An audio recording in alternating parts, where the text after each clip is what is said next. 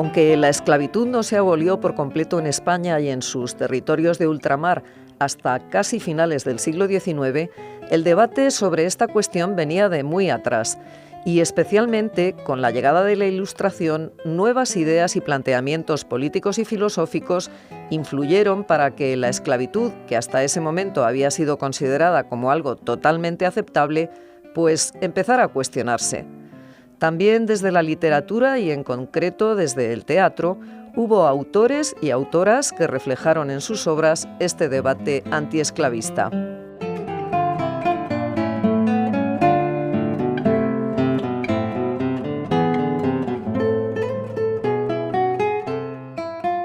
Bueno, pues para hablarnos del teatro antiesclavista en España a finales del siglo XVIII, comienzos del siglo XIX, nos acompaña hoy en el estudio Esther García Moscardó, que es profesora de Historia Contemporánea en la UNED. Buenos días, Esther, bienvenida a Sin Distancias. Hola, buenos días, muchas gracias. Un placer, la verdad, estar aquí para compartir con vosotras, con vosotros, pues estas cuestiones, ¿no?, relativas al teatro antiesclavista.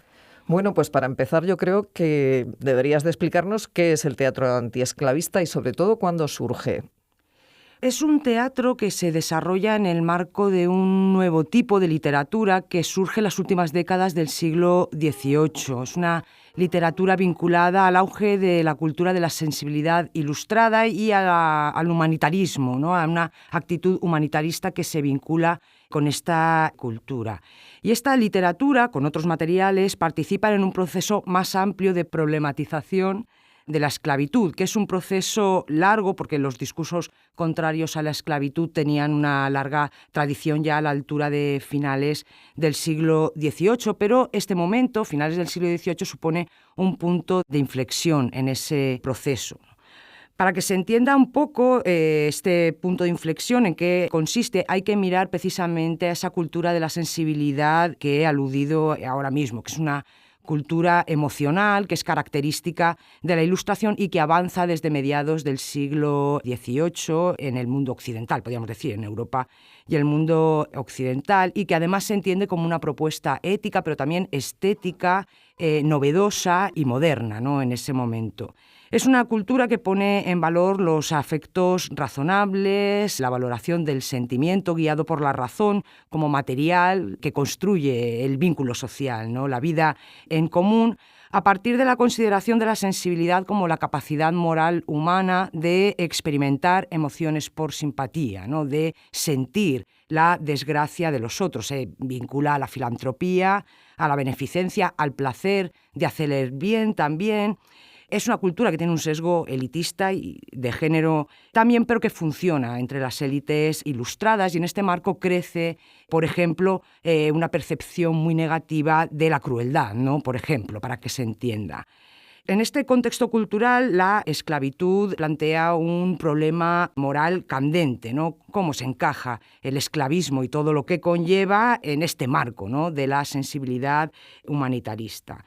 Se abre en ese momento, en la segunda mitad del siglo XVIII, un debate transnacional muy intenso en el que la literatura va a participar también, va a surgir entonces la cuestión, el antiesclavismo, digamos, como tema literario en sí mismo. Hay algunos antecedentes, pero a partir de ese momento pues proliferan novelas, cuentos, obras de teatro en el que el problema de la esclavitud es tema central o se aborda de manera muy intensa.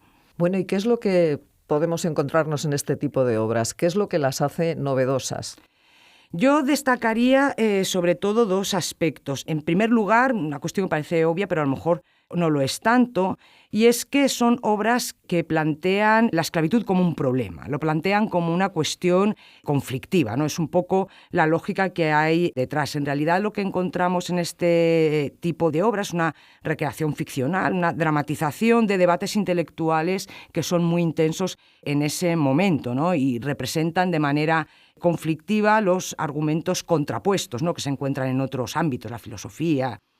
Argumentos contrapuestos de los defensores y de los detractores de la esclavitud. Y siempre, y esto sí que me interesa, ¿no?, destacarlo, siempre estos argumentos se desarrollan siempre dentro de los límites de lo pensable en ese momento. Hay que tener en cuenta que en ese momento, finales del siglo XVIII, el debate entre naturalistas, viajeros y pensadores en general acerca de la naturaleza de las razas es muy intenso. Encontramos diferentes posturas, desde quien niega a los negros cualquier capacidad, cualquier virtud, en fin, posibilidad de progreso, hasta los que creen que el color de la piel no es ningún impedimento para el progreso, ¿no? Las implicaciones, además políticas, del debate son evidentes a finales del siglo XVIII. Está la Revolución Americana, la Revolución Francesa, y al final el debate de fondo es que está dirimiendo si son los negros capaces de gobernarse por sí mismos. Hay debate, pero en general los autores en esta época coincidían en señalar la imperfección, en el mejor de los casos, o la inferioridad de los negros respecto a los blancos, que es una idea pues, que tampoco era estrictamente nueva en ese momento, pero hay que tener en cuenta que en esta época los autores antiesclavistas podían perfectamente condenar la esclavitud muy duramente por su inhumanidad, pero al mismo tiempo afirmar las jerarquías raciales que justificaban la dominación blanca, ¿no? Son dos ideas que no son incompatibles para nada en el imaginario ilustrado y que vamos a encontrar también en este tipo de obras. Pero además esto nos lleva a un segundo aspecto que quería destacar, es que en el marco de este contexto cultural que estamos comentando, el auge de la literatura antiesclavista viene acompañada, ¿no?, del surgimiento también de una figura literaria novedosa, la figura del negro sensible y sentimental, del negro digno de compasión. Obviamente no se trata de que fuese la primera vez que aparecen personajes negros en el teatro europeo. Había muchas obras de teatro con personajes negros, pero sí que se puede observar que a finales del siglo XVIII los personajes negros se transforman de una manera significativa. Los autores antiesclavistas, por un lado, reformulan viejas figuras literarias, como podían ser los grandes reyes africanos de las fantasías orientalistas, según los códigos culturales de la sensibilidad, pero además, es un tema además que estudió Léon François Hoffmann. Estos autores también recrearon para el público europeo un personaje negro novedoso que por primera vez se define por su condición esclava, o también por la amenaza, ¿no?, de la esclavitud que se cierne sobre él, y por el enorme sufrimiento que le causa esa circunstancia, ¿no?, el enorme sufrimiento que le causa la esclavitud. Estos son los rasgos que le otorgan, digamos, el carácter, ¿no?, que le dan el carácter al personaje, y también marca de alguna manera la lógica de sus acciones al hilo de la trama, ¿no?, generalmente articuladas pues, en torno al conflicto entre tratantes y esclavos negros y blancos en este contexto, ¿no?, esclavista.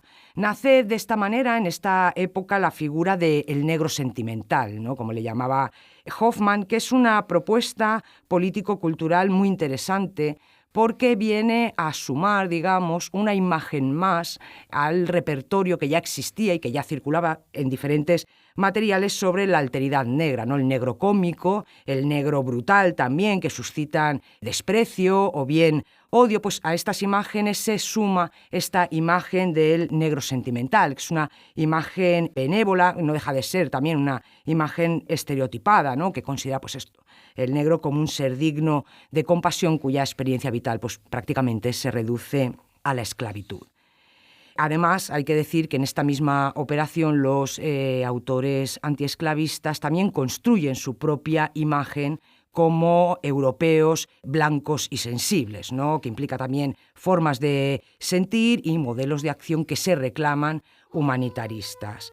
En cualquier caso, lo que interesa destacar es que a través de esta nueva figura del negro sentimental, la literatura recrea y populariza debates intelectuales que son muy complejos, pero los pone a disposición del público, ¿no?, de una manera asequible y comprensible. Y en esto es fundamental el teatro. El teatro es fundamental en este aspecto, es uno de los principales entretenimientos en la época, y más aún, ¿no?, en época ilustrada, ¿no?, en el marco del teatro ilustrado, muy volcado en la tarea de instruir y deleitar, ¿no?, según la máxima horaciana, y sobre todo de educar los ojos para ver lo bueno, ¿no?, esta idea de educar los ojos para ver lo bueno mediante fórmulas sentimentales que apelan a la compasión de la potencial audiencia.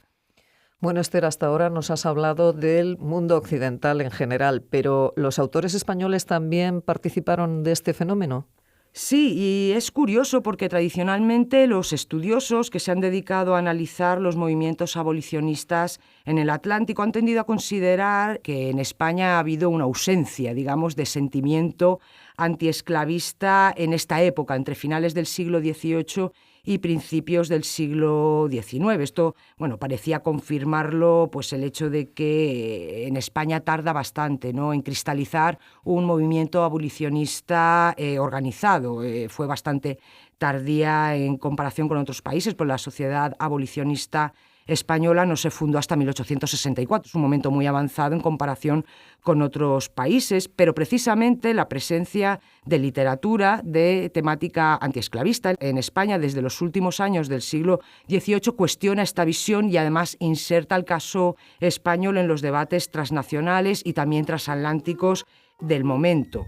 Como han demostrado algunos autores como Arturo Morgado, Joaquín Álvarez Barrientos, también en los últimos años del siglo XVIII encontramos un ambiente intelectual que muestra un cierto interés por el problema de la esclavitud. Todo parece indicar que se formaron en ese tiempo algunos círculos intelectuales de autores que eran contrarios a la esclavitud, en torno a algunas personalidades como Manuel José Quintana, Francisco de Tójar, en los que participarían figuras de la Ilustración muy destacadas, José Cadalso, también Gaspar Zavala y Zamora, José María Blanco White, Isidoro de Antillón o María Rosa de Gálvez. Y precisamente de estos círculos surgiría lo que se ha considerado la primera manifestación pública antiesclavista que se publicó en España, ¿no?, que es la disertación sobre el origen de la esclavitud de los negros de Isidoro de Antillón, que fue escrita entre 1801 y 1802 y fue leída privadamente en 1802 y no se publicó hasta 1811. Pero es alrededor de 1800, en esa época, cuando va a emerger la temática antiesclavista en la dramaturgia española, y vamos a ver también esa figura del negro sentimental, ¿no?, de la que hemos hablado ahora mismo. Por esa época se estrenaron varias obras de teatro de temática que recogen la temática antiesclavista. Los melodramas originales El negro y la blanca, de Vicente Rodríguez de Arellano, que se estrenó en 1797, y El negro sensible, de Luciano Francisco y Joaquina Comella, eran padre e hija, escribían conjuntamente. Se estrenó este melodrama en 1798.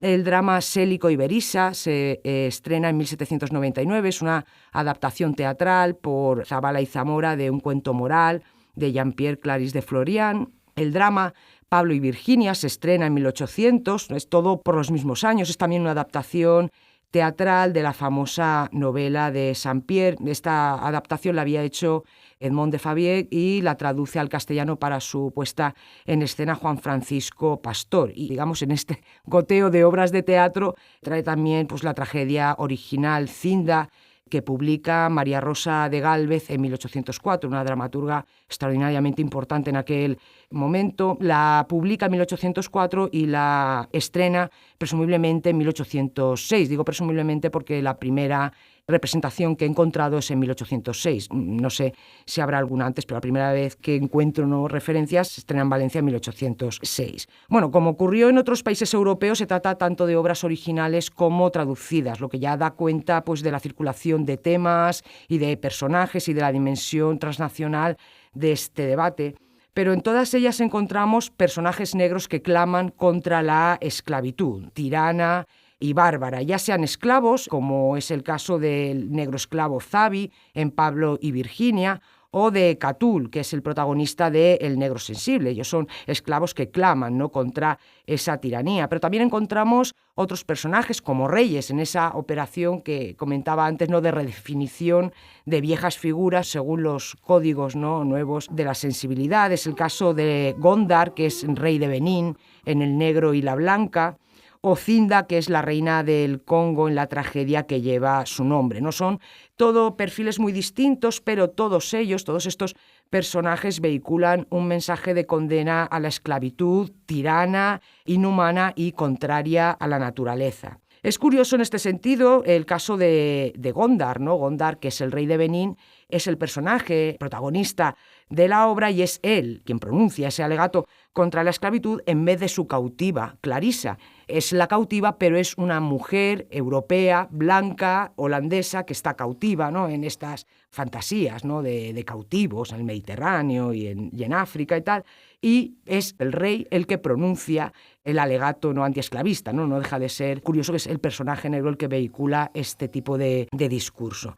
De todas estas obras, sin duda, la que mejor recrea esta nueva figura, además del negro sentimental, es El negro sensible, de los Comella, que se estrenó, como ya he dicho, en 1798. Voy a hablar un poquito de ella, ¿no?, pues para ver cómo funciona, ¿no?, este tipo de obras de teatro y estos temas en el teatro. Narra la historia del esclavo Catul, que se encuentra solo con su hijo en la hacienda del malvado e insensible tratante Jacobo, que ya ha vendido a su esposa, ¿no?, a Bunga, la ha vendido y ahí están ellos solos. Esta pérdida de la unidad familiar, el dolor, ¿no?, que le causa su condición esclava y la de su hijo, desatan, digamos, los impulsos violentos de Catul, pero gracias a la intervención de la sensible y benevolente Martina, es una viuda española, contraria a la esclavitud, con su ejemplo y su benevolencia, pues logra redimir, ¿no?, digamos, al esclavo, reúne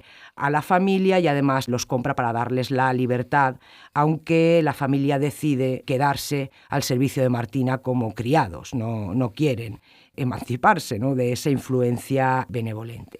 Bueno, pues en esta obra los Comella plantean, ¿no?, este personaje negro imaginado en una situación conflictiva que está construida pues para representar el carácter inhumano de la dominación esclavista y sus nefastas consecuencias, ¿no?, porque desata pues toda la violencia de la que es capaz Catul. Es muy interesante porque el carácter de Catul, del esclavo, se pone a prueba en el marco de una figura ideal que está muy bien establecida en la cultura de la sensibilidad ilustrada, como es la imagen o la figura ideal del padre afectuoso y tierno, ¿no?, en el marco de la familia sentimental. Los autores nos muestran al esclavo velando, por ejemplo, abrazado a su hijo mientras duerme, al tiempo que le dedica tiernas palabras entremezcladas con lamentos, ¿no?, por su condición esclava. La condición sensible, ya lo dice el título, ¿no?, el negro sensible y sentimental de Catul se denota en el lenguaje, ¿no?, el lenguaje del sentimiento que él utiliza para mostrar pues las horribles consecuencias a las que conduce la esclavitud, especialmente las derivadas de la ruptura forzada, ¿no?, de la unidad familiar, que este es un elemento habitual en la literatura antiesclavista que pretende evidenciar no solo el carácter injusto del esclavismo, sino la violación sistemática de la ley natural, ¿no?, que supone esto en la medida de que la familia constituye en este contexto pues un ámbito naturalizado, ¿no?, de construcción de los afectos.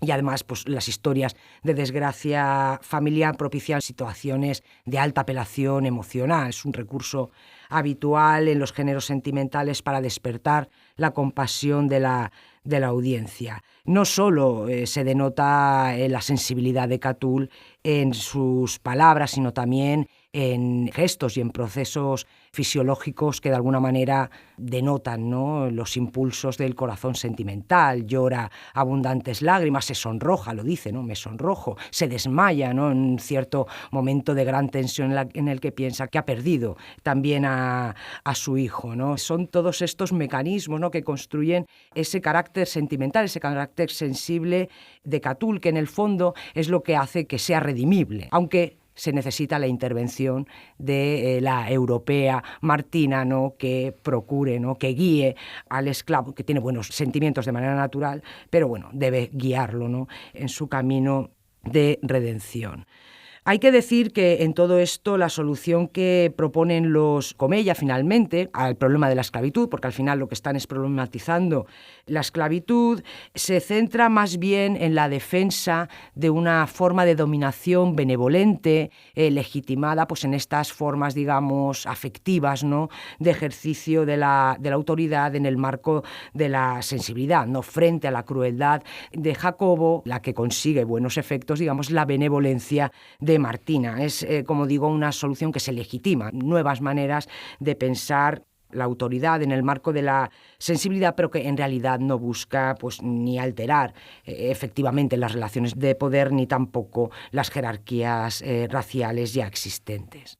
Porque esta historia transcurre aquí en la península ibérica o en las posesiones de ultramar. En América. Es curioso y que cuando empieza a presentarse, porque negros esclavos encontramos previamente en el teatro barroco, muchos entremeses, muchos negros que son esclavos, pero en ningún momento se plantea como problemática su situación, sino que, bueno, pues es una situación natural del orden social. Y muchos de estos entremeses que te comento transcurren en ciudades como Sevilla, como Cádiz, porque eran ciudades en las que había, bueno, una población significativa de esclavos negros. Es cierto que a lo largo del siglo XVIII va descendiendo la población de esclavos negros en el territorio peninsular, pero también es curioso que cuando empieza a presentarse la esclavitud como algo conflictivo, como un problema, se saca del territorio peninsular estas tramas. Transcurren generalmente en el extranjero, en América, en África, pero en otros lugares que no es el territorio peninsular. Bueno, ¿y todas estas obras que nos has nombrado tuvieron éxito? Pues tenemos indicios para pensar que éxito tuvieron. Yo el caso que mejor conozco es el caso del negro sensible, que, como bueno, hemos hablado, es un producto cultural, ¿no? de un ambiente intelectual muy concreto, pero sí que llama la atención su vigencia a lo largo del siglo XIX. No solo se estrenó con éxito en su momento, hay que decir que Comella era un autor muy popular, alrededor de 1800 se estrenó con éxito y además se convirtió en una de las obras de teatro más representadas y más conocidas del dramaturgo, con un largo recorrido a lo largo del siglo XIX, que la verdad es que sorprende. Se representó de manera intermitente en diversas ciudades españolas y americanas también, en Madrid, en Barcelona, en Palma de Mallorca, Cádiz, Toledo, Cuenca, Salamanca, o sea, muchas ciudades, también en Ciudad de México y en Buenos Aires, que sepamos, hasta una época bastante avanzada. Hay representaciones del negro sensible en España, en el territorio peninsular, en 1870. Han pasado muchos años desde que se estrenó, aunque bueno, la presencia escénica de la obra es mucho más intensa en el primer cuarto, digamos, del siglo y en el territorio peninsular, ¿no? Pero se está representando hasta 1870. Se imprimió además en diferentes ciudades, en Madrid, en Salamanca, en Valencia, en Sevilla, Barcelona, Córdoba, Ciudad de México también, y tenemos indicios para pensar que también en Buenos Aires se imprimió. O sea, que la gente leía teatro, además de acudir. Sí, las obras de teatro exitosas se imprimían como pliegos de cordel, se vendían en las librerías y se leían en voz alta también, sobre todo. Y a todo esto se puede añadir que precisamente hablando de lecturas, tenemos noticia de su ejecución por parte de aficionados, de grupos de aficionados en algunas zonas rurales de Castilla-La Mancha a mediados del siglo XIX, con numerosa concurrencia, dice la prensa, y también hay versiones arregladas para representarse en veladas aristocráticas, en este caso en Jaén, ¿no? Todo esto en conjunto es indicativo, ¿no?, de que, bueno, fue popular, ¿no? La obra de teatro alcanzó una popularidad notable, hasta el punto de que el escritor novohispano José Joaquín Fernández de Lizardi le escribió una segunda parte en 1825, que además se llama así, El negro sensible, segunda parte, que fue estrenada en Ciudad de México en febrero de 1827. Pero es que incluso un poco más adelante encontramos una adaptación portuguesa. Se tradujo al portugués en 1830, la tradujo José Agostinho de Macedo, la adaptó al contexto portugués. Él sitúa la acción en Brasil. Comella decía, la situación se finge en América, pero ellos lo centran en Brasil, y es considerada obra pionera de la literatura antiesclavista en Portugal. A la vista de todo este recorrido y de la vigencia también de esta figura, pues nos hacemos algunas preguntas, ¿no? Los historiadores, o al menos yo me hago algunas preguntas, porque más allá del contenido filantrópico que tiene la obra y de la apelación, ¿no?, sentimental que tiene el personaje, podemos preguntarnos si ese mensaje antidespótico que vehicula esa figura del negro sentimental podía tener alguna lectura política más amplia, al menos en el contexto del primer tercio del siglo XIX español, ¿no? Entre la crisis del antiguo régimen y el auge del liberalismo. Tenemos algunos indicios que nos permiten sugerir que la crítica antidespótica y la defensa de una autoridad benevolente, ¿no?, regida además por el consentimiento, Catull consiente, ¿no?, en seguir, ¿no?, en esa relación de subordinación, pues podían ser reelaboradas en clave liberal, ¿no? Por lo menos algunas pinceladas que encontramos en la prensa. Es significativo que en 1841 algunos aficionados, he hecho referencia a ello, representasen el negro sensible en Madrilejos, dice la prensa, para celebrar la apertura de las Cortes y el aniversario de la Constitución. Llama la atención, ¿no?, esta vinculación política tan directa, pero además, pocos años antes, el escritor republicano Wenceslao Aiguals de Izco había estrenado su drama de tema antiesclavista Los Negros, con la excusa de celebrar la restauración de la Constitución de 1812 al hilo del triunfo revolucionario liberal de 1836. Se estrena en Valencia en agosto de este año, de 1836, con gran éxito de público, dice el periódico, un aspecto que tuvo que ver con aquel clima, dice el periódico, de exaltación patriótica. Está constantemente vinculando este tipo de obras con tema patriótico y de exaltación de la Constitución. Y hay que decir que esta obra de teatro realmente era, Aiguas de Izco dice que era original, pero no, no lo era. Era una adaptación de Los Negros Esclavos, que era una obra del alemán August von Kotzebue, que se había estrenado en 1796, o sea, de la época también del negro sensible.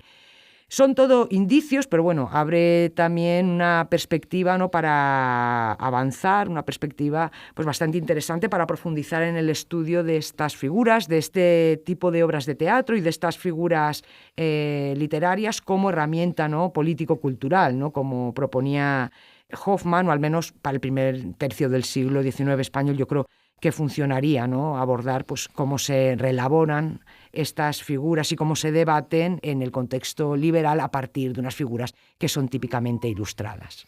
Esther, ¿y tú crees que estas obras de teatro contribuyeron a que se aboliese la esclavitud en nuestro país?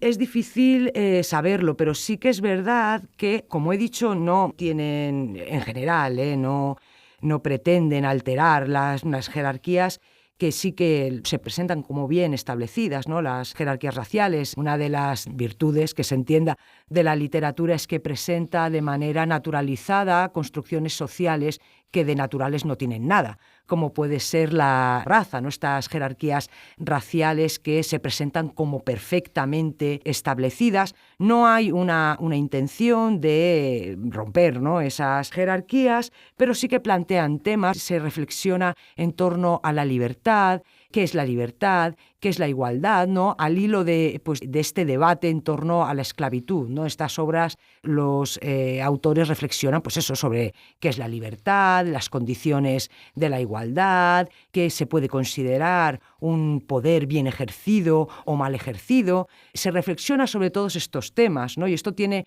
una continuidad y sí que podía contribuir a erosionar de alguna manera esas jerarquías y esos supuestos sobre los que se basaba la institución esclavista, ¿no? Ahí puede contribuir a ir erosionándola por lo que vino después, ¿no? Porque efectivamente, aunque tardó, y España fue el último país europeo en abolir la esclavitud en los años 80 ya del siglo XIX, pero acabó aboliéndose, ¿no? Ahí hay un camino largo, ¿no? Es un proceso largo, no es una cosa de hoy para mañana, es un proceso largo, pero este tipo de discursos desde luego que podían erosionar, y sobre todo también, y yo creo que ahí hay una línea interesante en su apropiación, ¿no?, de estas figuras, el uso metafórico también de estas figuras en el contexto del liberalismo a lo largo del siglo XIX.